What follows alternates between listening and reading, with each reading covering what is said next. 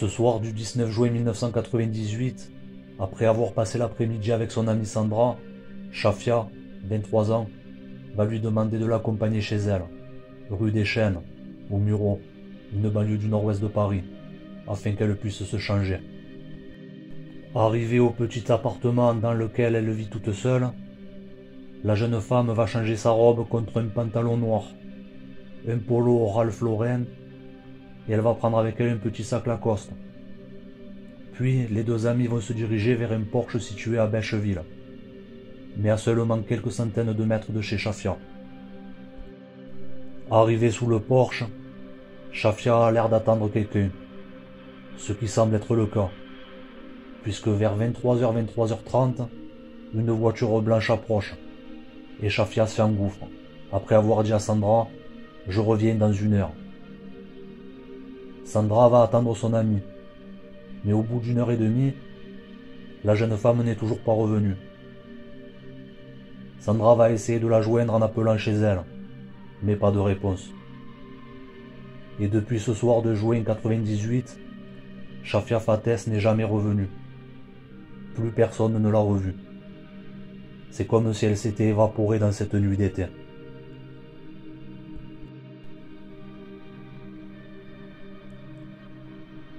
Alors, voyons un peu le profil de Shafia. Il y a très peu d'articles la concernant dans les médias. C'est d'ailleurs une des raisons pour laquelle j'ai voulu faire cette vidéo, pour lui donner de la visibilité à cette affaire, pour pas que Shafia le tombe dans l'oubli.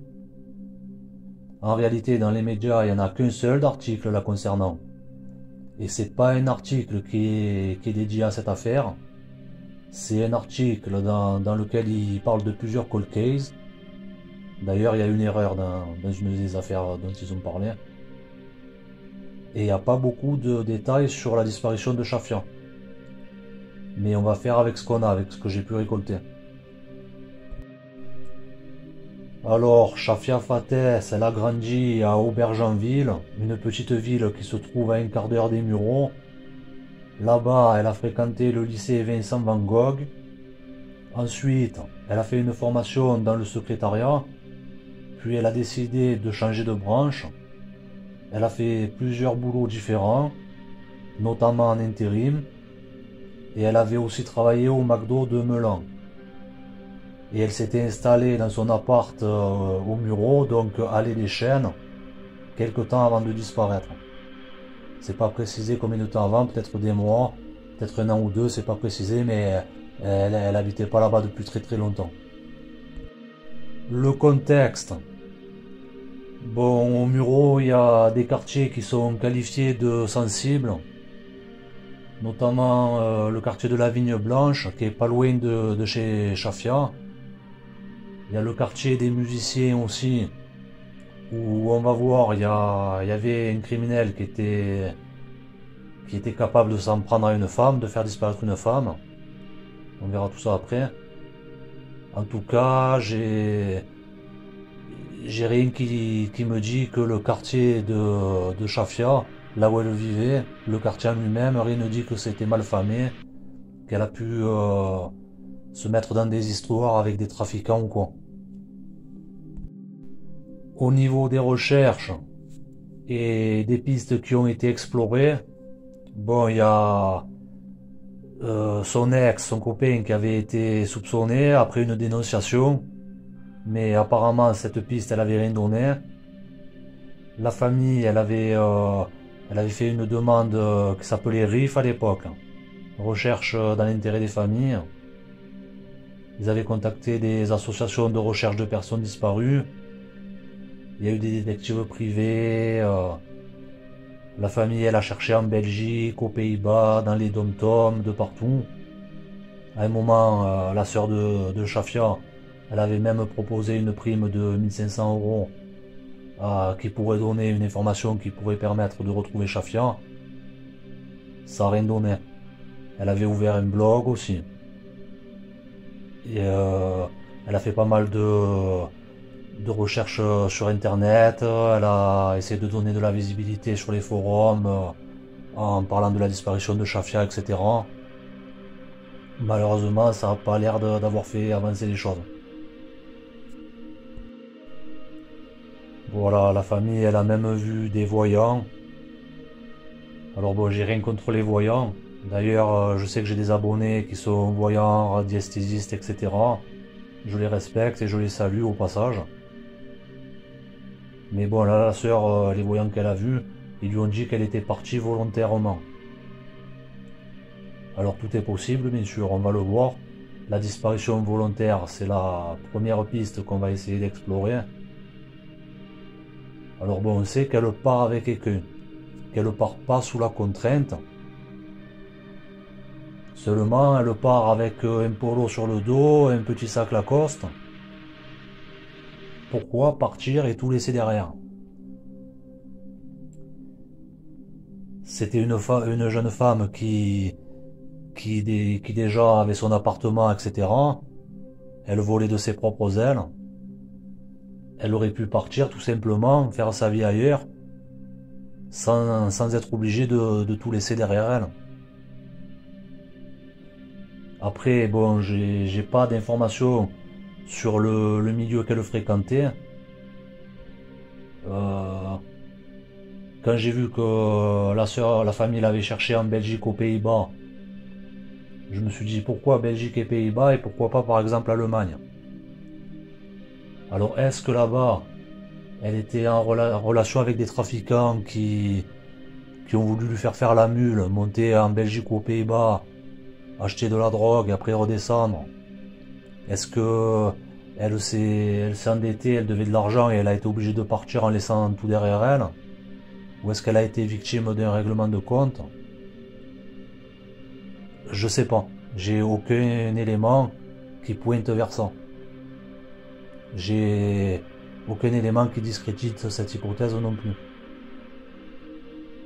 En tout cas, si elle était partie volontairement, vu les recherches qu'il y a eu, il y a eu donc, bon, la police, je sais pas quelles investigations ils ont fait, parce qu'à l'époque, les gens ils déposaient un RIF, c'était pas toujours exploité comme maintenant. Quand on signale une disparition, ils vont essayer de voir un peu, de creuser un maximum. Mais à l'époque, bon, majeur, elle part, pour eux c'était sûrement une disparition volontaire, elle part pas sous la contrainte comme on l'a vu.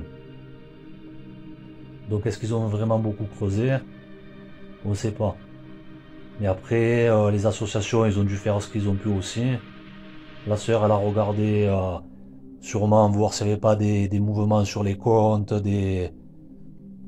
voilà, elle a dû faire des recherches, les recherches qu'elle a pu faire à son niveau. Apparemment, il y a plus de traces de Chafia du tout. On ne sait pas ce qu'elle a laissé derrière elle. On ne sait pas si elle est partie sans papier, on ne sait pas si elle est partie avec les papiers, on ne sait pas tout ça. Piste suivante. Alors la piste du petit ami. On a vu que ça avait rien donné. Mais on ne sait pas si elle a seulement rien donné ou si elle a carrément été refermée. S'il a pu fournir un alibi, si les enquêteurs ont pu l'écarter de l'affaire. Donc, maintenant la question c'est est-ce que le témoin qui était avec Chafia, elle connaissait ce petit ami, est-ce qu'elle savait quelle voiture il avait? Est-ce que si c'était lui qui était venu la chercher en voiture, elle l'aurait reconnu? Ça on ne sait pas non plus. En tout cas, si elle le savait, le petit ami, dans le cas où c'est lui, il aurait tout simplement pu envoyer quelqu'un la chercher à sa place. Ou un ami à lui, ou quelqu'un qui connaissait comme ça, il lui a dit je te donne des sous et tu vas chercher telle personne. Ou carrément un taxi clandestin. Mais ce qu'il y a, c'est que Chafia, elle savait que quelqu'un allait venir la chercher puisqu'elle l'attendait. Et surtout, elle dit je reviens dans 1 heure. Pourquoi dans 1 heure? C'est qu'elle avait prévu ou d'aller discuter et faire quelque chose avec cette personne, ou d'aller rencontrer quelques personnes, mais pour quelque chose de bref, pas pour passer la soirée avec eux. Voilà, il y a Il y a peut-être d'autres personnes qui l'attendaient, quelqu'un est venu la récupérer. Voilà, ça peut être n'importe qui, une personne du groupe. Ou voilà, un taxi clandestin qui aurait été payé pour venir la chercher, n'importe quoi. Elle part en croyant qu'elle va revenir. Et là-bas, en fait, c'est un guet-apens. Alors ça peut être le petit ami, comme ça peut être n'importe quelle autre personne dans son entourage qui aurait envoyé quelqu'un la chercher. Ce coup là de dire je reviens dans une heure, bon, ça aurait pu aussi, par exemple, elle aurait voulu disparaître volontairement, elle aurait dit ça pour brouiller les pistes, mais bon. Enfin, on passe à l'hypothèse suivante. Ce serait une rencontre qu'elle aurait fait peut-être récemment, ou depuis un peu plus de temps, mais en tout cas dont elle n'aurait pas parlé à ses autres amis, son entourage, etc. Ce qui expliquerait que personne ne sait qui est ce conducteur de la voiture blanche. Alors il faut savoir que le jour de la disparition de Shafia, déjà on est en pleine Coupe du Monde, et en plus il y a un match qui s'est joué à Paris l'après-midi. C'était Nigeria-Bulgarie. Donc il y avait un tas de personnes extérieures à Paris qui étaient venues. Et voilà, ça ce serait la pire des hypothèses, surtout pour l'enquête, parce que si c'est, admettons, un gars qui vit de l'autre côté de la France, ou même un étranger qui n'a aucune attache là-bas en région parisienne, pour le remonter, ça va vraiment être compliqué. Une chose est sûre, c'est que Shafia, elle n'a pas été enlevée par la force. Donc c'est quelqu'un, même si c'est quelqu'un qui était venu pour la Coupe du Monde, elle l'avait déjà rencontré, elle avait déjà discuté avec lui.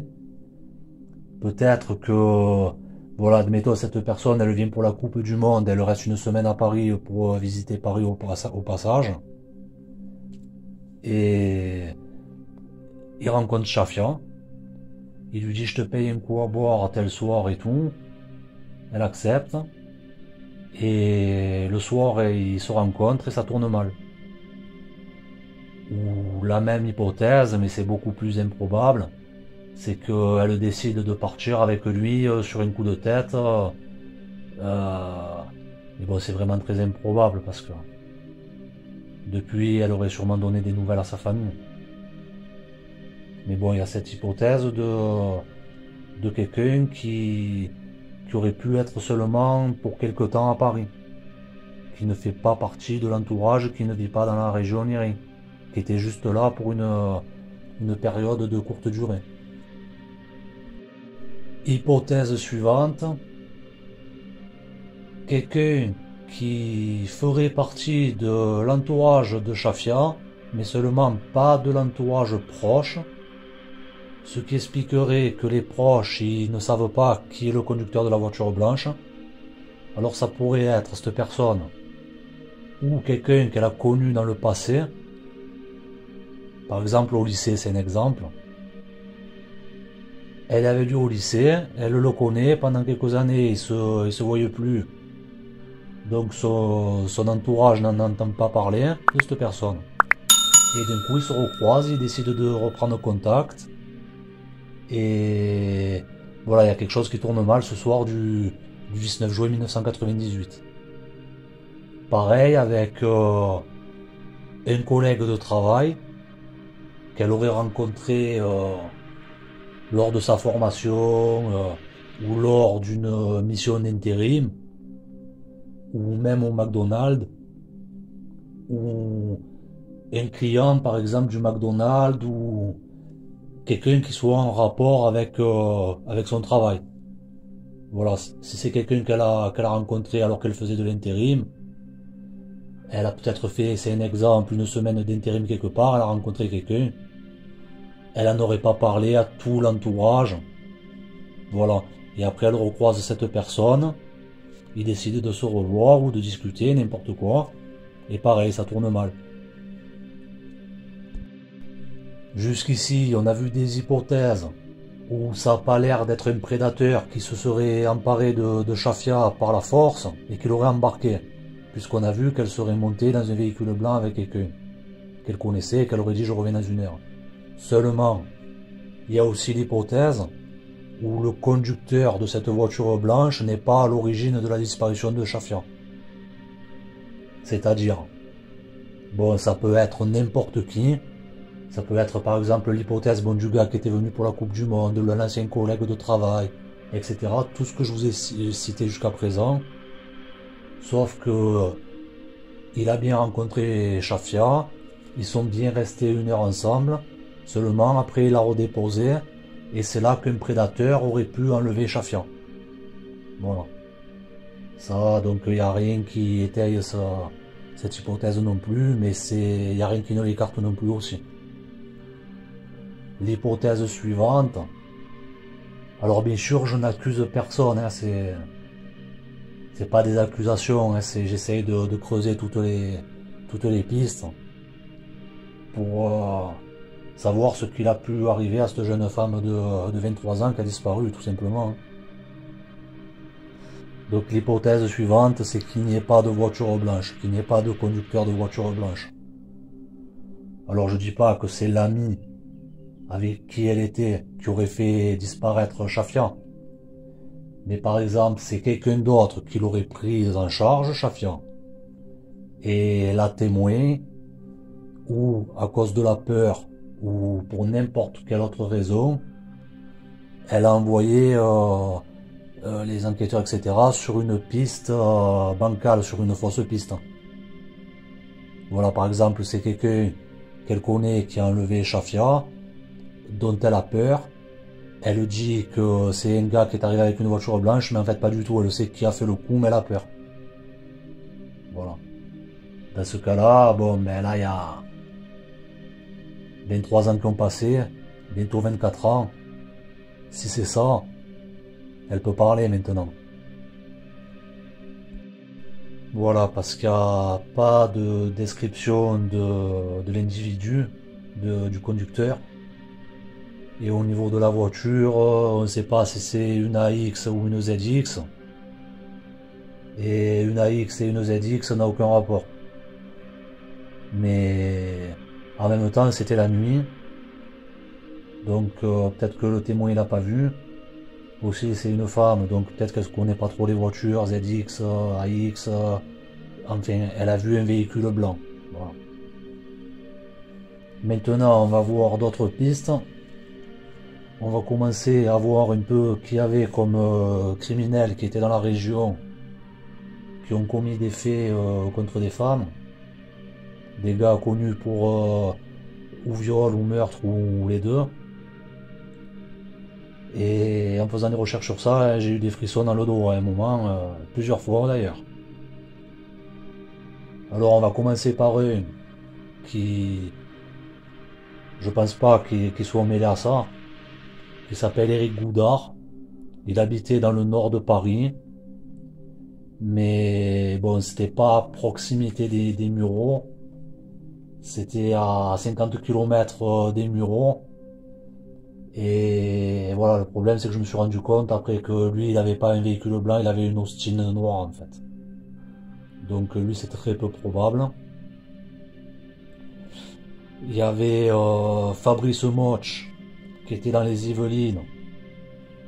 Il était à Manille-les-Hameaux, à 40 km des Mureaux. À Manille-les-Hameaux où a disparu Florence Bloise.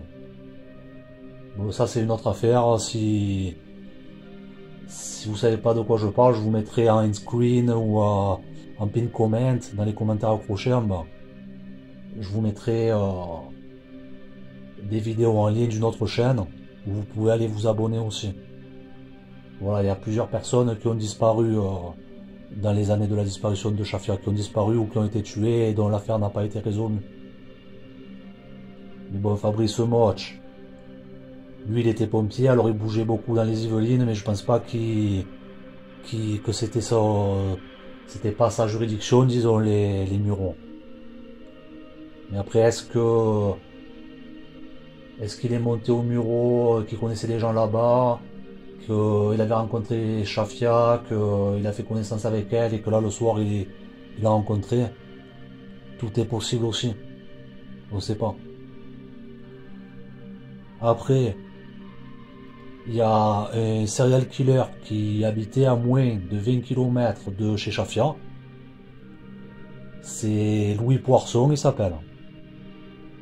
Alors Louis Poisson, il est connu pour avoir tué plusieurs femmes. Mais c'est vrai que c'était des femmes plutôt âgées. Mais il est aussi connu pour être un violeur en série et ses victimes, là par contre, c'était pas des femmes âgées. C'était des jeunes et voire même des adolescentes. Alors bien sûr, quand j'ai vu ça, j'ai frissonné. Vite fait. Mais après, en creusant, je me suis rendu compte que il était en fait en prison justement pour avoir violé des adolescentes, des autostoppeuses. Et qu'il avait été libéré le 13 juillet suivant. Seulement, est-ce qu'il n'a pas bénéficié d'une perme le jour de la disparition de Shafia? C'est une bonne question. Seulement, je vois pas quel véhicule blanc il aurait pu avoir. Je sais quel véhicule, certains des véhicules qu'il conduisait qu'il avait, mais ils n'étaient pas blancs.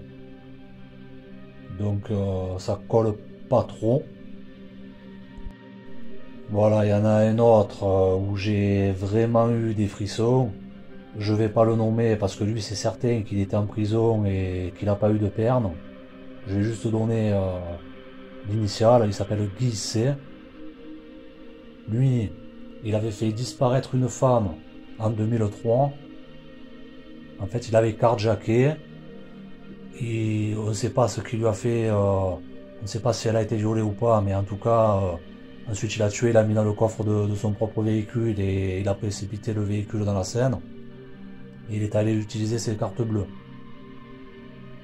Alors lui, j'ai vraiment eu des frissons, pourquoi? Parce qu'il habitait dans le même quartier que Shafia. Il habitait à 180 mètres de Shafia exactement. Seulement, voilà. Il était en prison déjà pour une affaire de viol en 2002, en 98. Et il n'a pas eu de perme avant 2002, donc lui il n'est pas dans le coup. Et après j'ai une autre personne des Mureaux qui est connue pour viol et meurtre d'une femme, qui s'appelle Adriano Arrojo da Silva,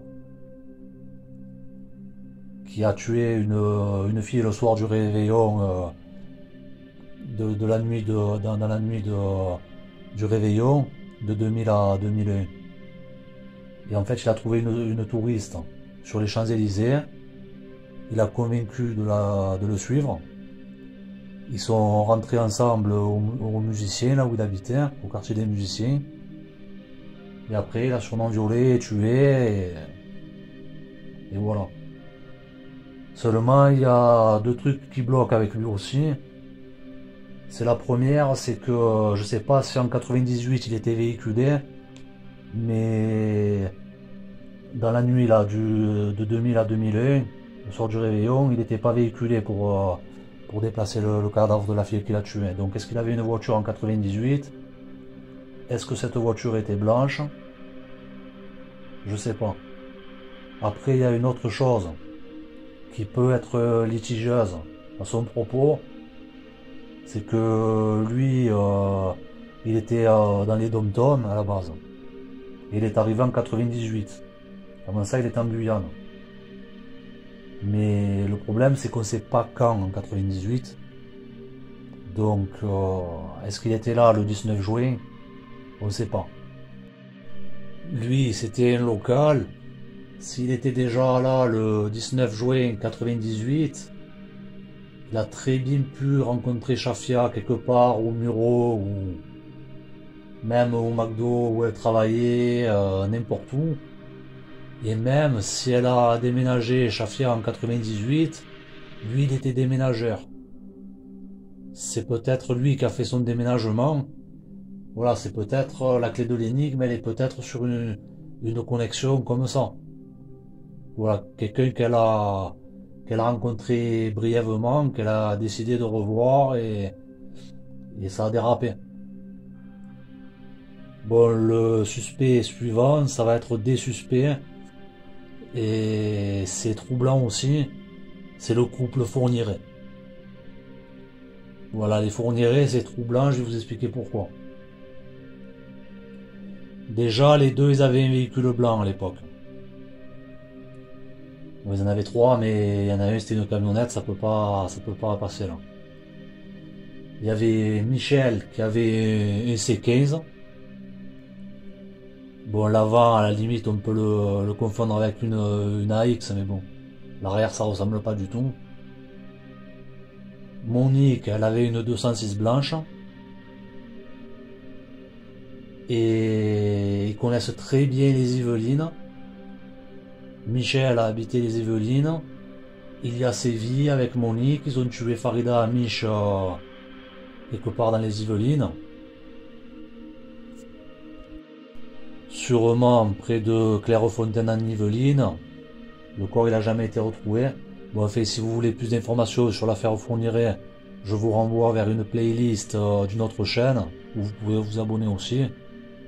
Je la mettrai en pin comment. Et détail très troublant, c'est que la fille de Michel Fourniret, Marie-Hélène, elle habitait à Meulan. Meulan où travaillait Chafia. Je vous le rappelle, Chafia, elle a travaillé au McDo de Meulan. Alors là, il y a une connexion, bien sûr, très troublante. Parce que Meulan, c'est pas Paris, c'est des petites villes, c'est, voilà. Je te croise facilement. Voilà, mais le problème, c'est que la fille, elle y habitait en 2006, elle est décédée là-bas en 2006. La fille de Fourniret, elle a commis suicide là-bas. Mais est-ce qu'elle y était en 98? C'est ça la question. Voilà, en 98, elle avait 24 ans. 24-25 ans. Est-ce qu'elle était déjà là-bas? C'est une bonne question. Après, au niveau des Fourniret, il y a des choses qui posent question aussi. C'est bon. Le témoin, il a vu une personne seule dans une voiture. Fourniret, en général, il opérait avec Monique, qui faisait la complice. Même si dans les années 90, justement, il y a eu beaucoup d'affaires, pas des affaires de meurtre, mais des affaires de viol ou de tentative de viol, où il a agi seul, sans Monique, justement. Mais bon, Michel Fourniret, tout le monde le connaît. Le témoin, il aurait vu un gars qui était Michel Fourniret, elle l'aurait reconnu. À moins qu'elle l'ait mal vu, qu'elle l'ait pas vu, on ne sait pas ce qu'elle a vu exactement. Mais la piste des Fourniret, c'est très troublant. Alors, seulement comme Chafia elle avait l'air de connaître la personne avec qui elle est partie, si ça avait été les Fourniret, il se peut qu'ils aient utilisé une de leurs techniques, qui était de passer des fausses annonces. Voilà, où ils enlevaient les victimes, comme ça sur le bord de la route, quand ils étaient deux, Monique elle voyait quelqu'un marcher au bord de la route, Michel lui disait vas-y demande la direction et tout. Il s'arrêtait, Monique elle parlait, la victime montait et après elle embarquait. Mais des fois ils mettaient des annonces dans les journaux. Ils utilisaient notamment l'alias Jadot, ils disaient pas Fourniret, ils disaient Paul et Pierrette Jadot sur les annonces. Qui cherchaient une babysitter ou quelque chose comme ça. Et voilà, ils piégeaient les victimes comme ça. Alors on a vu que Chafia, elle a fait pas mal de boulots différents, qu'elle faisait des missions d'intérim, etc., qu'elle alternait un peu les boulots. Est-ce qu'elle serait tombée sur une annonce que Fourniret, il est convenu d'un rendez-vous avec elle, ce soir-là, et qu'il a embarqué? C'est aussi une possibilité. C'est, voilà, c'est troublant. Alors c'est sûr que je sais pas ce qu'ils ont la famille comme affaire de Chafia, mais si il y a des calepins, des trucs comme ça, et que Ils voient le nom de, par exemple, Paul et Pierrette Jadot ou Paul et Pierrette Renard, ils disaient aussi des fois. Bien sûr, pas le jour de la disparition parce que ce serait trop flag, mais dans la période avant la disparition, ce serait vraiment un red flag, ce serait vraiment... faut vite appeler la PJ. Aussi, il y a quelque chose de troublant aussi avec les fournirais, c'est qu'ils ont avoué avoir violé une fille. Enfin, un coup ils disent que c'est tentative, un coup ils disent que elle a été violée mais qu'ils l'ont relâchée. Les fournirais, bien sûr, c'est des menteurs, mais aussi ils confondent les affaires. Et donc ils disent qu'ils ont violé en 98 une maghrébine de forte corpulence. Malheureusement, les photos que vous avez vues, c'est les seules que j'ai pu obtenir de Shafia. On voit pas si elle est fine ou si elle est de forte corpulence. Mais ils disent que la fille qu'ils ont attaquée, elle s'appelait Fatia. Et bon, Shafia Fates, Fatia, vous voyez, ils ont pu faire l'amalgame. Déjà, Shafia, ça ressemble à Fatia. Et comme elle s'appelait Fates, le nom de famille, ils se sont peut-être trompés. Voilà, Shafia, Fates, Fatia. Ils ont peut-être fait un amalgame, c'est vraiment très troublant. Surtout qu'ils disent que cette agression a eu lieu en 98. Seulement, j'ai d'autres personnes qui peuvent correspondre, plus ou moins. J'ai une Fatia qui est portée disparue. Seulement, c'était pas du tout en 98. C'était pas du tout dans un coin où sont censés avoir chassé les fournirais. Et puis la femme, elle était enceinte de 8 mois. Donc je vois pas pourquoi il aurait enlevé les fournirais. Et après, j'en ai une qui a disparu à Charleroi en Belgique. Qui a disparu en 98. Mais qui s'appelle pas du tout Fatia, ni Shafia, ni quoi que ce soit, ça ressemble pas du tout. Elle s'appelle Jamila. Elle est de forte corpulence. Et bon, comme les fournirais, ils vivaient en Belgique à l'époque, voilà, il y a peut-être eu un amalgame avec les noms. Mais bon. Il y a longtemps, j'avais déjà entendu parler de la disparition de Shafia. Mais je sais pas si j'étais tombé sur les messages de la sœur, le blog de la sœur, ou si à l'époque il y avait des articles qui ne sont plus disponibles en ligne. Mais j'ai toujours pensé à Fourniret dans ce coup-là. Parce que les Yvelines, même si lui c'était plus le sud des Yvelines qui fréquentait. Voilà, c'est terre ça. Enfin, voilà pour la piste Fourniret. Maintenant, voyons le dernier, qui est assez troublant aussi. C'est le grêlé. Alors, qui est le grêlé? Le grêlé, c'est un tueur en série qui, pour l'instant, a 3 meurtres connus à son actif. Un d'une enfant en 86 et l'autre d'une babysitter et de son patron qui en fait était un couple illégitime en 87. La babysitter, elle avait à peu près l'âge de Shafia. Voilà, alors si vous voulez plus de détails sur tout ça, pareil, il y aura une playlist disponible que vous trouverez ou dans les pin comments ou sur la chaîne. Ce cas, c'est que lui, il a été identifié il n'y a pas longtemps. Ça faisait 35 ans que la police, elle le cherchait. Il a été identifié la fin septembre 2021. C'était un des plus vieux serial killers à ne pas avoir été arrêté de France. Le gars, c'était un flic. Alors, il était en poste dans le nord-ouest de Paris, à l'époque de la disparition de Chafia. Il était à Nanterre et à Asnières, ce qui est à quoi, à 30 bornes des Mureaux. Et lui, bon, c'était un motard, hein, un flic, un motard. Mais il a pu avoir accès à une voiture blanche, déjà parce qu'il en avait une, mais qui ressemble pas du tout à une AX. C'était une Volvo blanche qu'il avait, mais bon, le témoin, pareil, il a pu confondre. Mais c'est surtout que vu qu'il était de la police et tout, il pouvait avoir accès à des voitures, même si c'était un motard. Il aurait pu venir chercher Chafia avec un véhicule banalisé de la police. La victime qu'il a fait là, du couple illégitime de la babysitter, une babysitter allemande c'était.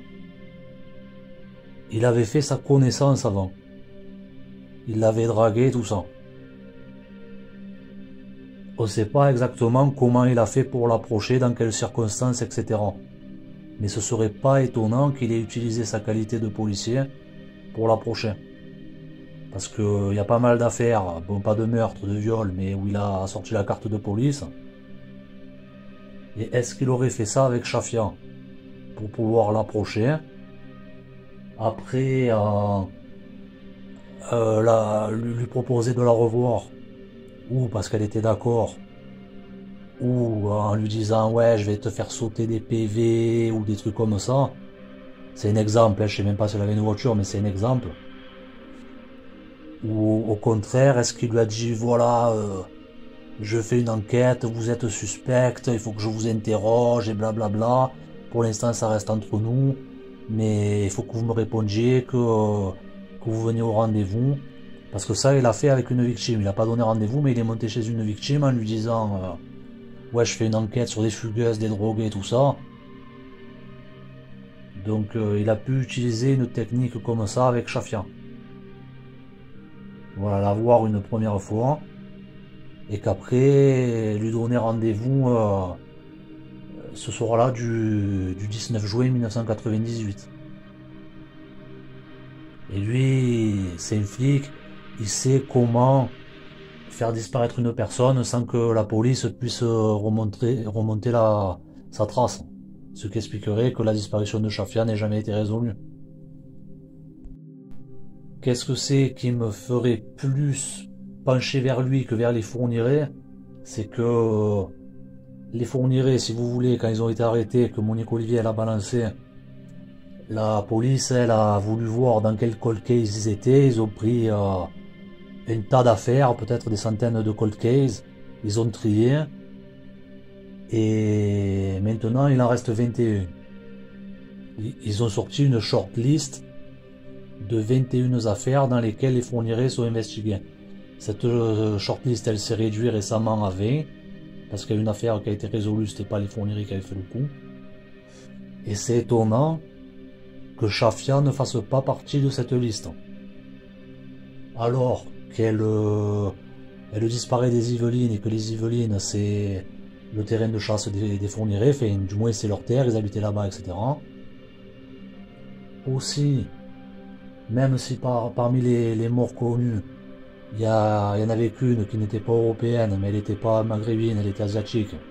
Mais sinon, Fourniret, quand c'était un violeur en série, il a violé beaucoup de maghrébines. Et Chafia, c'était une maghrébine. Et pourquoi elle ne se retrouve pas dans cette liste? C'est parce que la police doit avoir quelque chose qui les disculpe. Ils ont peut-être fourni un alibi, ou il y a peut-être quelque chose qui fait qu'ils ne sont pas soupçonnés dans cette disparition. Alors que Vérove, lui, il vient d'être arrêté. Ils savent pas encore dans quelle affaire il peut être. Et il était vraiment à proximité. Lui, il y était tous les jours. Que les Fourniret, ils auraient pu être de passage là-bas. Ils auraient pu rendre visite à la fille de Michel, si elle habitait là-bas à l'époque. Mais sinon, ils habitaient à Sarcustine, à 3 heures de route. Que l'autre, le grêlé, il était là. Tous les jours, il était à 30 km de chez Chafia. Donc, voilà, Là, je vous ai dit un peu les gens qui étaient dans le coin qui auraient été susceptibles de s'en prendre à elle. Mais ce qu'il y a pu avoir, c'est tout simplement un local qui n'est pas connu des services de police, qui n'est pas connu pour être quelqu'un qui serait capable de faire ça. Vous voyez, un individu au-dessus de tout soupçon, et que ce gars, elle ait commis ce fait et qu'elle n'ait jamais été interpellée. Voilà. En tout cas, ce que je voudrais demander, c'est un appel à témoins, c'est que si quelqu'un sait quelque chose, maintenant il parle. Même s'il a peur, s'il a eu peur à l'époque en 98, maintenant, presque 24 ans après, les choses ont changé. Mais par contre, pour la famille de Chafia, c'est toujours dur. C'est toujours... voilà, ça doit être horrible. Donc donnez-leur la clé de l'énigme. Essayez de vous souvenir aussi les gens qui habitaient là-bas, si vous n'avez pas vu quelque chose de bizarre. Voilà, dans la région des Mureaux. Si vous n'avez pas vu, je sais pas moi, des gens qui se disputaient, que ça avait l'air d'être un couple qui se disputait, mais que ça avait l'air un peu violent, que ça avait l'air un peu louche. Est-ce que vous n'avez pas un proche qui est rentré un soir griffé ou voilà avec des marques de griffure sur le visage, qui vous a donné une excuse qui paraissait bizarre? Ou tout simplement, est-ce que vous connaissez pas des tarés un peu portés sur le sexe, tout ça?